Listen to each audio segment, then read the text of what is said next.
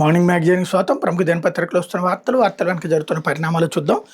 ఈనాడు చూస్తే వాళ్ళ మహానాడు ఇవాళ రేపు ఉన్నటువంటి దానికి సంబంధించిన అడ్వర్టైజ్మెంట్లతోనే బిగిన్ అయింది. దాదాపుగా పేపర్లన్నీ కూడా వాటితోనే నింపేశారు అడ్వర్టైజ్మెంట్లతో. ఈనాడు ఆంధ్రజ్యోతి వాళ్ళకి పండగ, కోట్ల రూపాయల డబ్బులు వస్తాయి ఈ 4 రోజులు కూడా. అది 3 అసలు సాధారణంగా ఇదివరకు ఫ్రంట్ పేజీ అంటే ఒకటి ఉండేది, ఇప్పుడు 3 ఫ్రంట్ పేజీలు. అంటే వాళ్ళ దగ్గర నుంచి డబ్బులు వసూలు చేసుకోవడానికి అదొక మార్గం అన్నమాట. ఇకపోతే 90 కొత్త రైతు బజార్లు అన్నటువంటిది చంద్రబాబు స్టేట్మెంట్ ఇక్కడ హైలైట్ చేశారు. మదనపల్లిలో ఇండియన్ స్కూల్ ఆఫ్ అగ్రికల్చర్ జూలైలో శంకుస్థాపన, మత్స్యకారులకు 240 కోట్లతో 200 మరపడవలు, తూర్పుగోదావరి జిల్లా దేవరపల్లి వద్ద cocoa city, Pulivendula food testing ల్యాబొరేటరీకి 3 కోట్లు, వ్యవసాయ అనుబంధ శాఖల సమీక్షలో సీఎం చంద్రబాబు. రాష్ట్రం 90 నియోజకవర్గాలు కొత్తగా రైతు బజార్లు ఏర్పాటు చేయాలని ప్రభుత్వం నిర్ణయించింది. మత్స్యకారులకు 240 కోట్లతో 200 మరపడవల్ని అందించాలని నిర్ణయించింది అన్నటువంటి వార్తని హైలైట్ చేశారు. అందుకే రైతు బజార్కి ఎందుకు నాకు అర్థం కాల. రైతు బజార్ అంటే అది ఒక చిన్న మార్కెట్ అంతే తప్పించి ఇదివరకడికి మళ్ళీ రైతు బజార్లో రైతులు వచ్చి అమ్ముతున్నది లేదు, పెడుతున్నది లేదు. ఇంకా రైతు బజార్ కొత్తగా పెట్టుకోవడం ఎందుకు? లేకపోతే ఏ బాబు బజారు, లోకేష్ బజార్లో అని పెట్టుకుంటే పోతుంది కదా. ఆ పేరుతో రైతులు అయితే అక్కడికి రాకుండానే ఉన్నారు. కేవలం పల్లెటూరు నుంచి సరుకులు తీసుకొచ్చేటటువంటి బ్రోకర్ల దగ్గర నుంచినే కొనుక్కుంటున్నారు. లేకపోతే అటు చర్చలు ఇటు దాడులు అన్నటువంటి వార్తని హైలైట్ చేసింది. ఇరాన్పై విరుచుకుపడ్డ అమెరికా, హెజ్బుల్లాలతో ఇజ్రాయెల్ సైన్యం ఘర్షణ, పశ్చిమాసియాలో శాంతి ఒప్పందానికి ఒక పక్క సన్నద్ధమవుతున్న అమెరికా మరో పక్క ఇరాన్పై భీకరంగా విరుచుపడింది. క్షిపణి ప్రయోగక్షేత్రాలను సముద్రంలో మందు పాత్రలు అమరుస్తున్న పడవల్ని లక్ష్యంగా చేసుకున్న అగ్రరాజ్య సైన్యం మంగళవారం పెద్ద ఎత్తున దాడులకు దిగింది. ఇరాన్ దళాల ముప్పు నుంచి స్వీరక్షణ కోసం తమ బలగాలు ఈ దాడులు చేయాల్సి వచ్చిందని అమెరికా సైన్యం సెంట్రల్ కమాండ్ కెప్టెన్ టిమ్ హ్యాక్సిన్ సమర్థించుకున్నారు. తీరం వెంట ఉన్న ఇరాన్ క్షిపణి స్థావరాలు తమ దేశానికి చెందిన 2 విమానవాహక నౌకలు, 2 డజన్లకు పైగా యుద్ధ నౌకలకు ముప్పుగా పరిణమించినట్టు వివరించారన్నటువంటిది హైలైట్ చేశారు. లేకపోతే యురేనియం అప్పగింతకు ఇరాన్ అంగీకారం అన్నటువంటిది ట్రంప్ స్టేట్మెంట్. ఇది ఇప్పటికీ రోజుకి 100 సార్లు ఈ అబద్ధం చెప్తూనే ఉంటాడు. శుద్ధి చేసిన యురేనియంలను తమకు అప్పగించడం లేదా అంతర్జాతీయ పర్యవేక్షణ ధ్వంసం చేయడం వంటి అంశాల మీద ఇరాన్ సూత్రప్రాయ అంగీకారానికి వచ్చినటువంటి అమెరికా అధ్యక్షుడు డొనాల్డ్ ట్రంప్ ప్రకటించారు. అమెరికాకు అప్పగించి యురేనియం ధ్వంసం చేయొచ్చు, లేదంటే ఇరాన్తో సమన్వయంతో ఆ దేశంలో కానీ మరో అనుకూల ప్రదేశంలో కానీ అంతర్జాతీయ అణుశక్తి సంస్థ పర్యవేక్షణలు నిర్వీర్యం చేస్తామని చెప్పారన్నటువంటిది హైలైట్ చేశారు. అయితే కల్తీని వ్యవహారంలో 7 అధికారులపై క్రమశిక్షణ చర్యలు, ఫ్యాక్టరీస్ బాయిలర్స్ ఉద్యోగులపై చర్యలకు ఉత్తర్వులు అన్నటువంటిది హైలైట్ చేశారు. తిరుమల లడ్డూ తయారీకి కల్తీని సరఫరా చేసిన వ్యవహారంపై అధికారుల మీద చర్యలకు ప్రభుత్వం రంగం సిద్ధం చేసింది. తిరుపతి జిల్లా పునబాకలోని Sri Vaishnavi dairy specialities private limited నుంచి లంచాలు తీసుకున్న ఆరోపణలపై ఫ్యాక్టరీస్ బాయిలర్స్ విభాగానికి చెందిన విశ్రాంతి deputy chief inspector of factories Karri Parameswararao సహా 7 అధికారులపై క్రమశిక్షణ చర్యలకు కార్మిక శాఖ కార్యదర్శి శేషగిరి బాబు ఉత్తర్వులు జారీ చేశారు. ఉత్తర్వులు అందిన 10 రోజుల్లోపు ఆరోపణల మీద లిఖితపూర్వక సంజాయిషి సమర్పించాలని ఆదేశించారు. గడువులోపు సంజాయిషి ఇవ్వకపోతే తదుపరి చర్యలు తీసుకుంటామన్నారు. కల్తీని వ్యవహారంపై సిట్ సిఫార్సుల మేరకు ఈ చర్యలు చేపట్టారన్నట్టు హైలైట్ చేశారు. అయితే 64 కోట్ల విలువైనటువంటి స్థిరాస్తులు ఎలా కొన్నారు, 2021-23 మధ్య అంత డబ్బు మీకు ఎలా సమకూరింది, ఇది మనీ లాండరింగ్ కాకపోతే మరేంటి? వైకాపా నేత చెవిరెడ్డి భాస్కర్ రెడ్డి భార్య కుమారులను ప్రశ్నించిన ఈడీ, మీ పేరిట మీరు ప్రతినిధులుగా ఉన్న కంపెనీల పేరు 2021-23 మధ్య 63.72 కోట్ల విలువైన స్థిరాస్తులను ఎలా కొన్నారు, అంత డబ్బు మీకు ఎలా సమకూరింది, అంత తక్కువ సమయంలో భారీ మొత్తాల్లో లావాదేవీలు ఎలా సాధ్యమంటూ వైకాపా ముఖ్యమంత్రి చెవిరెడ్డి భాస్కర్ రెడ్డి, సతీమణి లక్ష్మీకాంతమ్మ, కుమారులు మోహిత్ రెడ్డి, వర్షిత్ రెడ్డిని ఈడీ అధికారులు ప్రశ్నించినట్టు తెలిసింది. వీళ్ళు అక్కడ బాత్రూంలో కూర్చుని విన్నారనమాట. లేకపోతే ఇలా చేరి అలా వీడుతున్నారు. ఉద్యోగాలు కల్పిస్తున్న మధ్యలోనే స్వస్తి, జాబ్ మేళాల్లో ఎంపికవుతున్న వాళ్ళలో కొలువులో చేరేందుకు 30% మంది అనాసక్తి, తక్కువ వేతనాలు, దూర ప్రాంతాల్లో ఉద్యోగాలే కారణాలు, ప్రభుత్వం ఉద్యోగ మేళాలు నిర్వహిస్తూ యువతకు ఉపాధి ఉద్యోగాలు కల్పిస్తున్న 30 మందికి పైగా అభ్యర్థులు వాటిలో చేరడం లేదు. రాష్ట్ర నైపుణ్యాభివృద్ధి శిక్షణ శాఖ ఆధ్వర్యంలో ప్రతి నియోజకవర్గంలోనూ కొన్నాళ్లుగా జాబ్ మేళాలు నిర్వహిస్తున్నారు. ఉద్యోగాలకు ఎంపికవుతున్న వాళ్ళు చాలామంది ఆ తర్వాత కంపెనీలకు వెళ్ళడం లేదు. గత 2 ఏళ్లలో రాష్ట్ర వ్యాప్తంగా 1707 ఉద్యోగ మేళాలు నిర్వహించి 123,682 మంది కొలువులు కల్పించారు. వీళ్ళలో ఎంతమంది కొనసాగుతున్నారు, ఎంతమంది మానేస్తున్నారు తెలుసుకునేలా నైపుణ్యాభివృద్ధి సంస్థ ట్రాకింగ్ చేయబట్లే. దీంతో ఉద్యోగ మేళాలకు వచ్చిన వాళ్ళే మళ్ళీ వస్తున్నారు.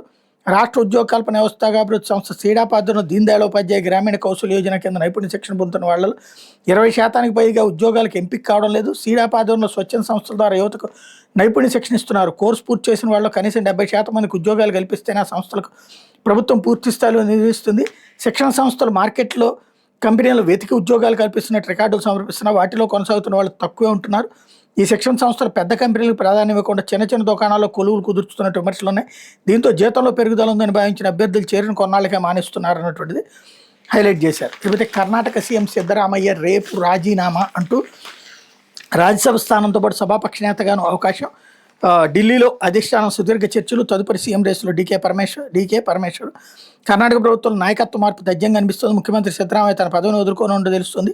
గురువారం తొలుత సహచర మంత్రులకు అల్పాహార విందిచ్చి అనంతరం బెంగళూరులో లోక్ భవన్కి వెళ్లి గవర్నర్కి రాజీనామా పత్రం సమర్పిస్తానని పార్టీ వర్గాల ద్వారా తెలిసింది. కర్ణాటకలో ముఖ్యమంత్రి మార్పు మీద కొన్నాళ్లుగా కొనసాగుతున్న సందిగ్ధత నడుమ మంగళవారం ఢిల్లీలో కాంగ్రెస్ అధిష్టానం రాష్ట్ర నేతలతో పలు దఫాలు చర్చలు జరిపింది అన్నటువంటి వార్తని హైలైట్ చేశారు. లేకపోతే సర్క్ పార్టీలు సహకరించాలి, ప్రతి ఓటర్కు ఎన్యూమరేషన్ ఫామ్ అందిస్తాం, ఒక్కో బిఎల్ఏ రోజుకి గరిష్టంగా 50 ఫారం సమర్పించవచ్చు. రాజకీయ పార్టీల ప్రతినిధులతో సమావేశంలో సీఈఓ వివేక్ యాదవ్ ఓటర్ల జాబితా ప్రత్యేక సమగ్ర సవరణ కార్యక్రమానికి రాజకీయ పార్టీలను సహకరించాలని రాష్ట్ర ప్రధాన ఎన్నికల అధికారి వివేక్ యాదవ్ కోరారు. అర్హత కలిగిన ప్రతి పౌరుడు ఓటర్గా నమోదయ్యేలా చూడటం, ఆ అనర్హులు, మృతులు, శాశ్వతంగా వలస వెళ్లిన వాళ్ళు ఒకే వ్యక్తి ఒకటికి మించి ఓట్లు కలిగి ఉంటే వాటిని తొలగించడమే లక్ష్యంగా చేపట్టామని చెప్పారన్నటువంటిది హైలైట్ చేశారు. లేకపోతే ఆర్థిక పరిస్థితుల్ని అర్థం చేసుకుని వాగ్దానాలు ఇవ్వాలి, పార్టీలకు మాజీ ఉపరాష్ట్రపతి వెంకయ్యనాయుడు సూచన. రాష్ట్రాల ఆర్థిక పరిస్థితులు దృష్టిలో పెట్టుకుని రాజకీయ పార్టీలు ఎన్నికల వాగ్దానాలు చేయాలని మాజీ ఉపరాష్ట్రపతి వెంకయ్యనాయుడు సూచించారన్నటువంటిది హైలైట్ చేశారు. లేకపోతే గ్రీన్ కార్డు దరఖాస్తులకు స్వదేశం వెళ్లాలని అడ్డదారి నిర్ణయమే, పాలసీ మేము అస్పష్టం, న్యాయస్థానాలు ఎదురుదెబ్బ తప్పకపోవచ్చు, ఇమ్మిగ్రేషన్ ప్రక్రియను నిర్వీర్యం చేసేలా ట్రంప్ సర్కార్ నిర్ణయాలు. ఈనాడు టీవీ ఇంటర్వ్యూలో అమెరికాలోని immigration attorney Jonathan Nasden green card కోసం స్వదేశానికి వెళ్లి దరఖాస్తు చేయాలంటూ ట్రంప్ సర్కార్ ఇచ్చిన పాలసీ మెమో గందరగోళంగా అస్పష్టంగా ఉందని అమెరికాలోని ప్రముఖ ఇమ్మిగ్రేషన్ అటార్నీ జొనాథన్ నాస్టన్ పేర్కొన్నారు. ఏదైనా పాలసీ మెమో నిబంధనలకు విరుద్ధంగా ఉంటే కోర్టులు జోక్యం చేసుకుని దాన్ని చట్టవిరుద్ధమని చెప్పచ్చు అన్నారన్నటువంటి వార్తని హైలైట్ చేశారు. ఇకపోతే సాక్షి వచ్చేటప్పటికి డిఎస్సి మెగా మోసం అన్నటువంటి వార్తను హైలైట్ చేసింది. అర్హులకి చంద్రబాబు సర్కార్ దగాపై మండలిలో విపక్ష నేత బొత్స మండిపాటు. ఫస్ట్ ర్యాంకర్ కాల్ లెటర్ పంపకుండా ఎందుకు ఆపారు? నవీన్ క్యాండిడేట్ ఐడిని ప్రభుత్వం బ్లాక్ చేయడం నిజం కాదా? ఓ అవుట్ సోర్సింగ్ ఉద్యోగి ఏకంగా ఫస్ట్ ర్యాంక్ రావడం, ఫస్ట్ ర్యాంక్ వచ్చినా కూడా ఉద్యోగంలో చేరకపోవడం చరిత్రలో ఎక్కడైనా ఉందా? నవీన్ 2025లో రాజీనామా చేశాడని ప్రభుత్వం చెప్తుంది. తన డిఎస్సి ముగిసే వరకు ఎస్సీఆర్టీలోనే కంప్యూటర్ ఆపరేటర్గా ఉన్నట్టు కోర్టుకి ఇచ్చిన అఫిడవిట్లు అతడు చెప్తున్నాడు. ఇందులో ఏది నిజం చంద్రబాబు? ఏం చర్యలు తీసుకున్నారు? డిఎస్సి 2025 మొదటి మెరిట్ లిస్ట్ ఎందుకు రద్దు చేశారు? గతంలో డిఎస్సి మెరిట్ లిస్టులు కలెక్టర్ల కార్యాలయాల్లో వెరిఫై చేసేవాళ్ళు, ఈ దఫా మాత్రం సెలెక్ట్ అయిన వాళ్ళకి నేరుగా మెసేజ్లు ఎందుకు పంపారు? అమరావతిలో మెగా డిఎస్సి నియామక పత్రాల ప్రధానోత్సవానికి కొందరు ఆహ్వానించిన తర్వాత వాళ్ళు సెలెక్ట్ కాలేదని వెనక్కి పంపడం వాస్తవం కాదా? స్పోర్ట్స్ కోటాలో ఎవరెవరు ఉద్యోగాలు వచ్చాయి, ఏ క్రీడల్లో ప్రతిభ చూపారు, ఎలా పోస్టింగ్లు ఇచ్చారో మొత్తం వివరాలు బయట పెట్టగలరా? డిఎస్సిపై కోర్టు తీర్పు కాపీ వచ్చేలోపే ప్రభుత్వం హడావిడిగా ఫలితాలను ప్రకటించడం, ప్రక్రియ ముగించి పోస్టింగ్లు ఇచ్చేయడం వెనకాల మతలబ్ ఏంటి అన్నటువంటిది హైలైట్ చేశారు. లేకపోతే అర్హుల ఓట్లు ఒక్కటి తీసినా ఒప్పుకో, సర్ ప్రక్రియను అత్యంత పారదర్శకంగా నిర్వహించాలి. వైఎస్ఆర్సీపీ నేత మాజీ మంత్రి పేర్ని నాని ఇతర రాష్ట్రాల మాదిరిగా ఓటర్లు ఎత్తివేత చేపట్టడానికి వీలేదు, పార్టీలు ఇచ్చిన బిఎల్ఏ జాబితాను అధికారికంగా ఆథరైజ్ చేయాలి, ఉమ్మడి రాష్ట్ర ఓటర్ల జాబితాను సరిపోల్చుకోవాలి, డూప్లికేట్ లేదా డబుల్ ఓట్లు లేకుండా చూడాల్సిన బాధ్యత ఈసీదే అన్నటువంటిది హైలైట్ చేశారు. సర్కి సహకరించండి, అన్ని పార్టీలకు రాష్ట్ర ప్రధాన ఎన్నికల అధికారి వివేక్ యాదవ్ విజ్ఞప్తి. అర్హత కలిగిన ప్రతి పౌరుడికి ఓటు హక్కు, అనర్హుల ఏరివేత లక్ష్యం. జూలై 1 నాటికి 18 ఏళ్ళు నిండిన వాళ్ళంతా ఓటర్గా నమోదు చేసుకోవాలి. జూన్ 15 నుండి జూలై 14 వరకు ఇంటింటి సర్వే, సెప్టెంబర్ 22 తుది ఓటర్ల జాబితా అన్నటువంటిది హైలైట్ చేశారు. రేపు సిద్ధరామయ్య రాజీనామా. నేడు బెంగళూరులో మీడియా సమావేశానికి జాతీయ రాజకీయాలకు సిద్ధరామయ్య ఎట్టకేలకు ఒప్పించిన కాంగ్రెస్ అధిష్టానం. ఇరువురు నేతలతో ఢిల్లీలో పార్టీ పెద్దల చర్చలు. పార్టీలో కీలక పాత్ర పోషించాలని సిద్ధరామయ్యకి వింతి. సీఎం మార్పుపై ఇంకా అధికారికంగా స్పందించిన కాంగ్రెస్ అలాంటి చర్చ ఏది జరగలేదని స్పష్టీకరణ అన్నటువంటిది హైలైట్ చేశారు. అయితే సుగాలి ప్రీతి కేసులో దోషులను పట్టుకోవడంలో బాబు సర్కార్ విఫలం. ఆమె కుటుంబానికి న్యాయం జరిగే వరకు వైఎస్ఆర్సీపీ తరపున న్యాయ సహాయం. 2017లో బాబు హయాంలోని ప్రీతిపై అత్యాచారం. మా ప్రభుత్వం వచ్చాక తల్లిదండ్రుల విజ్ఞప్తి మేరకు ప్రత్యేక సిట్ ఏర్పాటు చేసాం. కుటుంబానికి సాంత్వనగా 5 సెంట్లు ఇంటి స్థలం, 5 ఎకరాల వ్యవసాయ భూమి, ప్రభుత్వ ఉద్యోగం ఇచ్చాం. తాజాగా మరోసారి ప్రీతి తల్లిదండ్రులు నన్ను కలిశారు, వాళ్ళకి న్యాయం జరిగే వరకు అండగా ఉంటాం. వైఎస్ఆర్సీపీ అధ్యక్షుడు వైఎస్ జగన్ స్పష్టీకరణ అన్నటువంటిది హైలైట్ చేశారు. ఇకపోతే ఋతుపవనాలు మరింత ఆలస్యం. జూన్ 2వ వారంలో ఏపీని తాకే అవకాశం. ఎల్నినో వాతావరణ పరిస్థితుల నేపథ్యంలో నైరుతి ఋతుపవనాలు నెమ్మదిగా కదులుతున్నాయి. దీంతో వచ్చే నెల 4వ తేదీ నాటికి రాష్ట్రంలో ప్రవేశిస్తాయనుకున్న ఋతుపవనాలు మరింత ఆలస్యమయ్యే అవకాశం ఉందని వాతావరణ శాఖ అధికారులు చెబుతున్నారు. జూన్ 2వ వారంలో ఋతుపవనాలు రాష్ట్రాన్ని తాకే అవకాశం ఉందని అభిప్రాయపడ్డారు. కాగా మంగళవారం రాష్ట్రంలో ఎండల తీవ్రత కొనసాగింది. గుంటూరు జిల్లా ములకుదురులో 47.7 డిగ్రీల అత్యధిక ఉష్ణోగ్రత నమోదైంది అన్నటువంటి హైలైట్ చేశారు. అయితే కులం కోసం రాజకీయాల్లోకి రాలేదు. కాపు నాయకులపై డిప్యూటీ సీఎం పవన్ కళ్యాణ్ ఆగ్రహం. కాపు నాయకులంతా తనను తిట్టేస్తున్నారు. డిప్యూటీ సీఎం పవన్ కళ్యాణ్ మండిపడ్డారు. తాను కులం కోసం రాజకీయాల్లోకి రాలేదని చెప్పారు. తనను విమర్శించే కాపు నాయకులంతా ఏకాభిప్రాయంతో ఒక సీఎం అభ్యర్థిని పెట్టుకుని గెలిపించుకుంటే తాను అభినందనలు తెలుపుతానన్నారు. రంగా గారు బతికున్నప్పుడు కాపు నాయకులు మాట్లాడలేదని, ఇప్పుడు మాత్రం మాట్లాడితే రంగా అంటున్నారన్నారు. విమర్శించే కాపు నాయకులు మితిమీరితే ఊరుకోనన్నారు అన్నటువంటిది హైలైట్ చేశారు. అయితే సీఎం పదవి చేపట్టలేని సిగ్గులేని జాతి మాది టీటీడీ బోర్డు మాజీ సభ్యుడు ఓవి రమణ ఆగ్రహం. పవన్ కళ్యాణ్ తన కులం లేదని చెప్పడం విడ్డూరంగా ఉంది. టీటీడీ బోర్డు మాజీ సభ్యుడు ఓవి రమణ ఆగ్రహం వ్యక్తం చేశారు.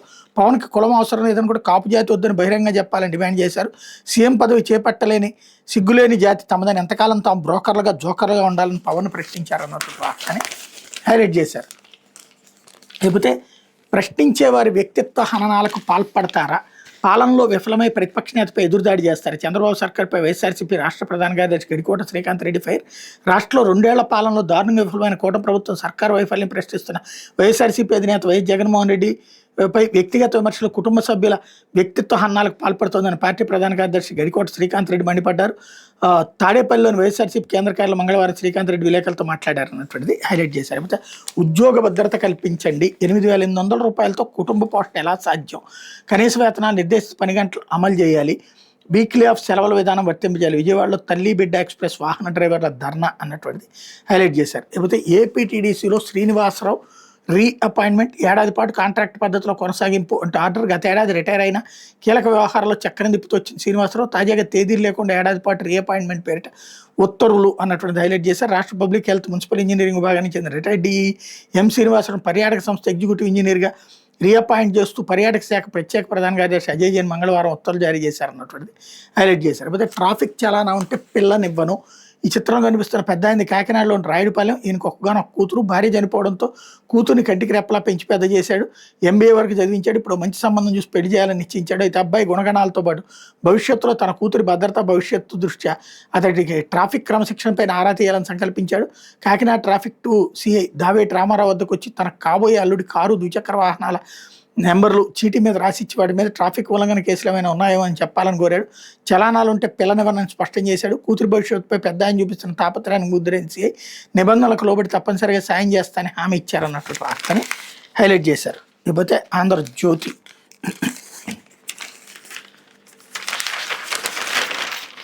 నేటి నుంచే పసుపు పండగ అన్నటువంటి వార్తని హైలైట్ చేసి 2 రోజుల పాటు హైబ్రిడ్ విధానంలో వచ్చే ఎన్నికలకు రోడ్ మ్యాప్. లోకేష్ వర్కింగ్ ప్రెసిడెంట్గా అయితే తొలి మహానాడు, స్త్రీ శక్తిని చాటేలా నేతల ప్రసంగాలు. రాష్ట్ర వ్యాప్తంగా 1851 క్లస్టర్ల వేడుక, ప్రతిరోజు 6 గంటల చర్చలు, 20 తీర్మానాలు ఆమోదించే ఛాన్స్. ఇందులో 10 ఏపీవి, 4 తెలంగాణవి, ఇంకో 4 ఉమ్మడివి. అండమాన్ నుంచి 1 ప్రత్యేకంగా రాజకీయ తీర్మానం. క్లస్టర్లు, నియోజకవర్గాలు, మండల కేంద్రాల్లో భారీ ఎల్ఈడి స్క్రీన్లు, కేంద్ర కార్యాలయాలు ఇవన్నీ అనుసంధానం అన్నటువంటి హైలైట్ చేశారు. అయితే కులాన్ని దాటి వెళ్ళలేరా అంటూ పవన్ కళ్యాణ్ ప్రశ్న. కాపు నేతలకు పవన్ సూటి ప్రశ్న. నేను వచ్చింది కులం కోసం కాదు, మాట్లాడితే రంగం తెస్తారు. ఆయన భార్య కమ్మ సామాజిక వర్గం. చంద్రబాబు ఒకరు నాశనం కోరే వ్యక్తి కాదు. మనోహర్ కులాల ఐక్యతను అర్థం చేసుకున్నారు. కాపు నేతలను నేను ఒక్క మాట అనలేదు, కానీ వాళ్ళంతా ఇష్టానికి మాట్లాడారు. నేను తెగిస్తే మీకు మూలాలు ఉండవు, అక్కడ దాకా తీసుకురావద్దు జనసేన అని జనసేన సాధకుల భేటీలో ప్రసంగం. మాజీ సీఎం వద్ద 100 మంది 150 మంది రౌడీలు ఉంటారంటుంటారు. 20,000 మంది ముందు వాళ్ళు నిలబడగలరా, తగ్గించగలరా, మనల్ని తట్టుకోలేరు. నన్ను విమర్శించే కాపు నాయకులందరికీ 12 ఏళ్ల తర్వాత మౌనం వీడి చెప్తున్నాను, నేను వచ్చింది ఒక కులం కోసం కాదు అని జనసేనాని డిప్యూటీ సీఎం పవన్ కళ్యాణ్ స్పష్టం చేశారు. సీఎం చంద్రబాబు ఒకరు నాశనం కావాలని కోరుకునే వ్యక్తి కాదని చెప్పారు. 2వ రోజు రాజమహేంద్రవరంలో పర్యటన అనంతరం మంగళవారం సాయంత్రం పవన్ కళ్యాణ్ జనసేన సాధకుల ఆత్మీయ సమావేశంలో మాట్లాడారు. నన్ను కులపరంగా తిట్టింది చాలు, మాట్లాడితే వంగవీటి రంగ గారిని మధ్యలోకి తీసుకొస్తారు. ఆయన సతీమణి కమ్మ సామాజిక వర్గం, వాళ్ళ బిడ్డలిద్దరూ ఈ 2 కులాలకు చెందిన వాళ్ళు. మీ చూపు తీరు చాలా దారుణంగా ఉంది. కుల ప్రస్తావంతో నేను ఎప్పుడు రాలేదు.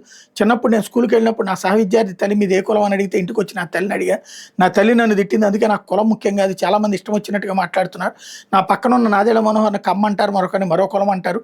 ఎందుకు ఆ కులాన్ని దాటి వెళ్ళలేరా? ఓట్లుంటే ఉంటాయి, పోతాయి.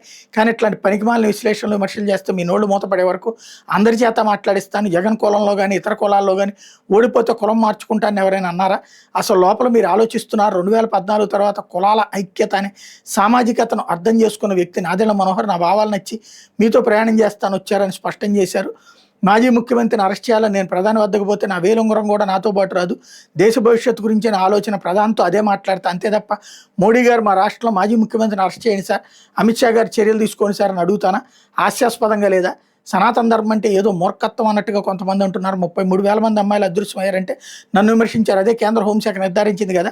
దేశం కోసం పోరాడతాం, ఎవడి వ్యక్తిగత జీవితం మాకెందుకు, మేము నలిగి ఇక్కడ దాకా వస్తాం, మీ పర్సనల్ కాంటాక్ట్స్తో దిగజార్చొద్దు. ఎమ్మెల్యేలకు అదే చెప్పాను, ప్రతిష్ట దిగజార్చిద్దని చెప్పాను. మీకు సమాజ హితం ఆశయం లేకపోతే పార్టీలోకి రావద్దు. తమిళనాడు, మహారాష్ట్ర, తెలంగాణలో స్థానిక సంస్థలు మన వాళ్ళు జెండా పెట్టుకుని గెలిచారు, కనీసం వాళ్ళు నన్ను కలవలేదు. యుద్ధన ఒక గద్దర్ దళిత కులానికి చెందిన గొప్ప కవి. ఆయన అంటే నాకు ఇష్టం, నా భావజాలం అలా ఉంటుంది. మోడీ ఆడపడుచులు నన్ను అర్థం చేసుకున్నారు. నా కోసం పనిచేసిన యువత బైక్ సైలెన్సర్లు బీకి అడావిడి చేసేవాళ్ళు ఈరోజు పార్టీ కోసం కష్టపడి పనిచేస్తున్నారు. షేక్ హసీనా లాంటి మహిళలు ఇళ్లలో నుంచి బయటికి రాని గృహిణులు నా కోసం పనిచేస్తున్నారు. నన్ను నమ్మి నా వెంట నిలిచిన వీర మహిళలకు ధన్యవాదాలు. సగటు ఆడపడుచులు నన్ను అర్థం చేసుకున్నంతగా మోడీ నన్ను అర్థం చేసుకున్నారు. మళ్ళీ ఎవరు అంత అర్థం చేసుకోలేకపోయారు. 2 ఏళ్లుగా నా నవ్వు పోయింది. బాధ్యత అప్పగించిన తర్వాత బరువు పెరిగింది. 12 ఏళ్ల పోరాటం తర్వాత కూడా నన్ను విమర్శిస్తున్నారు. నేను ఏం చేసినా సమస్య, జుట్టు పెంచుకుంటే సమస్య, గడ్డం పెంచితే సమస్య. వాళ్ళ టీఆర్పీలకు నేను రా మెటీరియల్ అయ్యాను. 12 ఏళ్ళు నలిగిన తర్వాత వచ్చిన బలం, ఆత్మవిశ్వాసం తట్టుకుని నిలబడ్డాను. ఎన్నో లక్షల పెట్టుబడులు తెస్తున్నాను. రాయల్ ఎన్ఫీల్డ్ మొదలుకొని ఫైటర్ ప్లేన్స్, గూగుల్ వంటి కంపెనీలు వస్తున్నాయంటే రాజమండ్రిలోనే దానికి మూలాలు పడ్డాయి. జనసేన భావజాలం ఉన్న వాళ్ళని రిక్రూట్ చేస్తాను. 2007-8లో అప్పటి యూత్లకి రూపొందించిన స్ట్రక్చర్ ఈ రోజు పార్టీకి దోహదపడింది అన్నటువంటిది ఆయన మాట్లాడుకొచ్చినటువంటి అంశాన్ని ఇక్కడ హైలైట్ చేశారు. లేకపోతే అమరావతిని వ్యతిరేకిస్తే 15 కోట్లు ఇస్తానన్నారు అంటూ బీటెక్ రవి స్టేట్మెంట్ ఇక్కడ హైలైట్ చేశారు. ఏమైనా ఆంధ్రజ్యోతి డిబేట్లో కూడా పలు సంచలన విషయాలు వెల్లడించారు. అమరావతికి వ్యతిరేకంగా మండలంలో మద్దతు ఇస్తే 15 కోట్లు తనకిస్తామని విజయసాయిరెడ్డి ఆఫర్ చేశారని, అది చేయించింది అవినాష్ రెడ్డి అని ఆరోపించారు. ఈ ఆఫర్ విషయం అధినేత చంద్రబాబు చెప్పానన్నారు. ఆఫర్ను వద్దనుకున్న వ్యక్తినని, తన కొనలేరని అన్నారు. వైఎస్ వివేకానంద రెడ్డి హత్య విషయంలో సిబిఐకి మొదటి ఫిర్యాదు చేసింది తానేనన్నారు. ఆ తర్వాత ఆదినారాయణ రెడ్డి, సునీత వచ్చారన్నారు. ఆ తర్వాత భయపడి తన వద్దకు ఆదినారాయణ రెడ్డి వద్దకు వచ్చిన అవినాష్ రెడ్డి మనుషులు బ్లాంక్ చెక్ ఇస్తాం 20 కోట్లు 30 కోట్లు ఎంతైనా రాసుకొని కేసు నుంచి విత్డ్రా కావాలని కోరారని చెప్పారు. సిట్టు మీ జోలికి రాకుండా చేస్తాం, అధినాయకత్వంతో చెప్పిస్తామని ఆఫర్ పెట్టలేదని ప్రకటించారు అన్నటువంటిది హైలైట్ చేశారు. తినే ప్రతి మెతుకు నెత్తుటి కూడే అంటూ జగన్ పెద్ద ఫ్యాక్షనిస్ట్ భూమిరెడ్డి అధికారం కోసం, హత్యలు ఆధిపత్యం కోసం కుట్రలు వరుసగా రోజు జగన్ క్యారెక్టర్ అసాసినేషన్లో భాగంగా ఇస్తున్నటువంటి స్టోరీ. లేకపోతే యువకుడి మృతి కేసులో వైసీపీ నేత తోపుదుర్తి అరెస్టు. రాఫ్తాడు మాజీ ఎమ్మెల్యే సోదరుడిని అదుపులోకి తీసుకున్న పోలీసులు గత ఏడాది రైలు పట్టాలపై అనుమానాస్పదంగా యువకుడి మృతి, తన కొడుకును తోపుదుర్తి సోదరులు చంపారని తండ్రి ఫిర్యాదు, స్పందించిన ఎస్పీ అన్నటువంటిది హైలైట్ చేశారు. ఇది యుద్ధన పత్రికలో వచ్చినటువంటి వార్తలు వెనకాల జరుగుతున్న పరిణామాలు.